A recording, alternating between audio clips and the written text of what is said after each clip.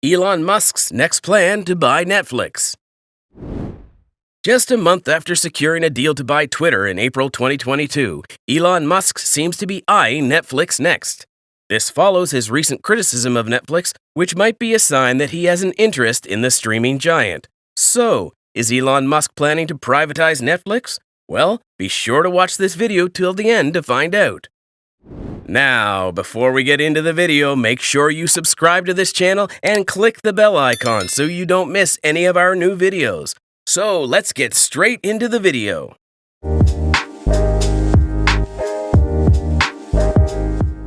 The world's richest man, tech billionaire Elon Musk, is not afraid to share his views on even the most controversial matters as long as his voice is heard by his over 90 million Twitter followers. He has been in a heated debate with Twitter officials concerning his recent deal of acquiring the microblogging site for $44 billion. And now he is shifting his focus to Netflix. Just after Netflix released a dismal first quarter earnings report, which led to the shares of the company plummeting by 23%, coupled with a huge loss of subscribers, Elon Musk chipped in to give his views. But instead of sympathizing with the streaming giant for the huge loss, Elon Musk was first to point out the faults in the company which have ailed it for many years. Elon Musk blamed the content aired by Netflix as the main cause of their dismal performance, tweeting, "The woke mind virus is making Netflix unwatchable." A statement that shows Musk is opposed to how Netflix moderates its content, making it unsuitable to the viewers.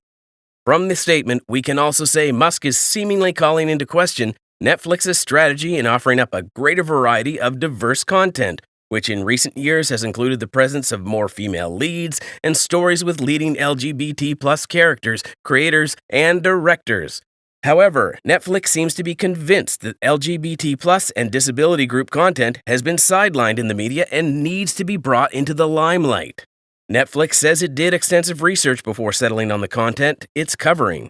The company's co-CEO and chief content officer, Ted Sarandos, published on a blog the direction Netflix has taken to offset the imbalance, saying, "We will invest USD 100 million over the next 5 years in a combination of external organization with a strong track record of setting underrepresented communities up for success in the TV and film industries, as well as be as bespoke Netflix programs that will help us to achieve our goals." Elon Musk's views came at a moment when Netflix is hurting after losing about 200,000 premium subscribers in the first quarter of 2022.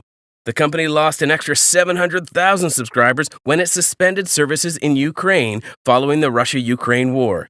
This is the first time Netflix is losing subscribers in such a large number in a decade. But it seems the company is headed into much more difficult times, even as it projects a greater loss of 2 million subscribers in the second quarter. That means that Netflix would end the first half of 2022 down 7.8 million subscribers than from what Wall Street was expecting. But Netflix seems to be holding a different view from what Elon Musk thinks. During the release of the earnings report, Netflix's co-CEO Reed Hastings blamed the loss of subscribers and hence the fallen share price on great competition and password sharing between households. Hastings also seems to have recognized the impact that the recent increase in the price of their subscription caused to their overall subscribers. He elaborated on the measures that the company is working on to help reduce the high subscription rates, noting that Netflix will start experimenting with lower-cost, ad-supported packages. But what was the reaction of Netflix critics? Well, Netflix critics seem to have not given any serious consideration to Hastings' view on the woes facing Netflix. They instead gathered behind Elon Musk, supporting him to blame Netflix content.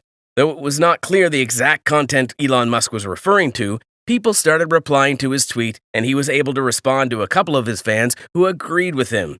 To one of his fans who suggested that the woke mind virus is the biggest threat to civilization, Elon Musk replied, "Yes."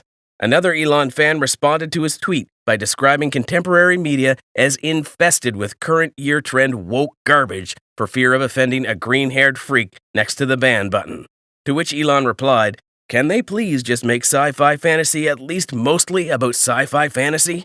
Another critic who agrees with Elon Musk is Media Research Center contributor Elise Earhard, who wrote, "But the problems with Netflix are about far more than the inflation and password issues. Its programming is too often woke, left-wing, LGBTQIA obsessed, and even pedophilic. By considering Elon Musk's point of view, it's clear that he might be endorsing the go woke, go broke narrative, which is often associated with right-wing critics. But that's not the first time Elon Musk is coming out to criticize Netflix. It would be remembered that he once came out on Twitter and shared a meme mocking Netflix's diversity initiatives. So what could be Elon Musk's hidden agenda? Well, we all know how Musk strategically arrived at the deal of buying Twitter for $44 billion. In what started as a simple rebuke of Twitter's censorship of content, Musk bought a few stakes in Twitter before eventually arriving at the deal to buy Twitter. Therefore, we can relate this to how he started to attack Netflix. It won't come as a surprise to see Elon Musk either entering into a partnership with Netflix or buying the whole company. Even his own Twitter fans are already suspicious that Elon Musk might be eyeing Netflix next. While responding to his tweet on Netflix's poor quarterly earnings, one fan asked, "Are you going to buy Netflix as well?" Another Twitter user called on Elon to privatize Netflix, writing, "Elon, buy Netflix next, please. Woke nonsense is ruining so many good TV shows and movies." So we can't cast any doubt on the possibility of Elon buying Netflix, but only time will tell. Elon Musk is wealthy, and he understands just how valuable it is to own publishing platforms or media firms. Elon knows that information is power, and if he can just monopolize publishing firms, he can get a leeway to influence the opinion of the society and even get his views across to the public with much authority. He even made it clear that his intention of buying Twitter had nothing to do with the economics, but rather the desire to make Twitter a free space with little censorship on content. And it's not just Elon Musk who is fighting to own publishing firms. Even the founder of Amazon and billionaire Jeff Bezos also has a foot in media. He is the sole proud owner of the Washington Post, which is the most widely circulated newspaper in Washington, with a large international audience. To add to that, Elon Musk himself is a strong sci-fi fan and claims to have been influenced and inspired by the genre. He has even earned respect through his Netflix documentary, Return to Mars. Therefore, there are all reasons that he might be interested in owning Netflix to transform it into the most profitable streaming service. Knowing that Elon Musk is very influential and that people had already started supporting his views against Netflix, the company's officials had no otherwise other than to join the majority. In a move meant to answer some of the concerns of critics and help reduce the losses in the company, Netflix has gone ahead to update its company culture guidelines for the first time since 2017. The new guidelines include a new section titled Artistic Expression, which directly answers Elon Musk's concerns on Netflix content. The Artistic Expression section reads, "Not everyone will like or agree with everything on our service. We let viewers decide what's appropriate for them, versus having Netflix censor specific artists or voices." The guideline, which was posted on Twitter, goes ahead to say, "As employees, we support the principle that Netflix offers a diversity of stories even if we find some titles counter to our own personal values." The guideline warns, depending on your role, you may need to work on titles you perceive to be harmful. If you find it hard to support our content breadth, Netflix may not be the best place for you.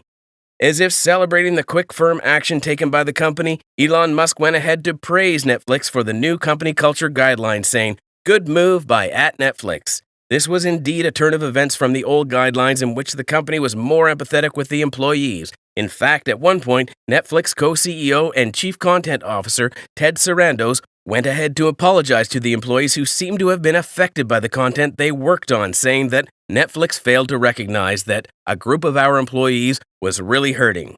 It would be remembered that a section of Netflix employees had previously criticized the streaming giant for airing a special in which comedian Dave Chappelle made inflammatory comments about transgender people.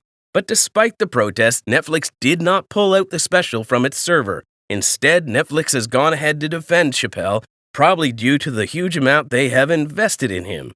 So there you have it, guys. Do you think Elon Musk is going to buy Netflix? Let us know in the comments section below. If you enjoyed watching this video, make sure to leave a like and subscribe to this channel. Thanks for watching.